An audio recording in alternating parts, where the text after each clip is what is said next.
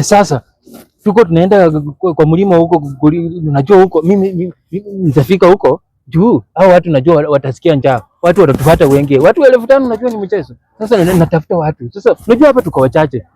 Wewe utakuwa nani kwanza? Nataka nipange. Mimi ni Juda. Yuda. Wewe ni nani? Iskariot. Wewe ni Yuda Iskariot. Wewe ni Peter. Wewe Peter bana kubali. Peter. Na wewe Joseph. Joseph hayuko. Joseph hayuko. James. Jacob bana. Jacob. Sasa huyu naye tuondoe itakuwa naye sasa amechanganyikiwa. Foreman alikuwa.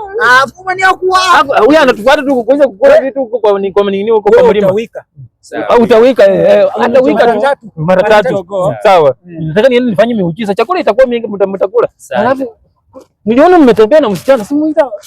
Wewe tumepea. Nani kuja. Atuaje tuintroduce wasichana. Wasichana pia kwa hiyo kwa disciple.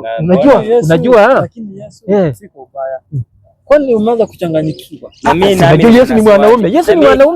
Yesu niko na swali. Mbona man na God iko na leta 3 na woman na Satan iko na hiyo leta zinatoshana? Unajua huko kwa mlima mkishanipea samaki wawili na mikate 5. Sasa fanye hivi.